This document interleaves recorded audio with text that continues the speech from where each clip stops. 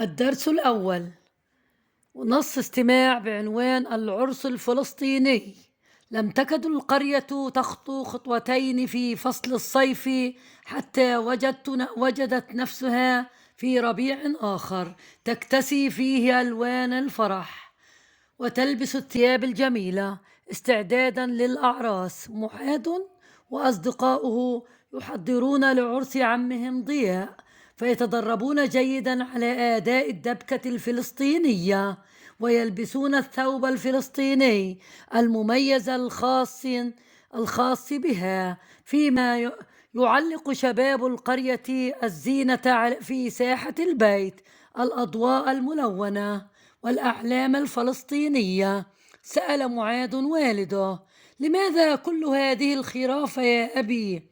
الوالد: من عادة القرية أن تقدم الطعام للمدعوين، وهو تقليد فلسطيني، ومن عاداتنا الأصيلة إكرام المدعوين في الأفراح.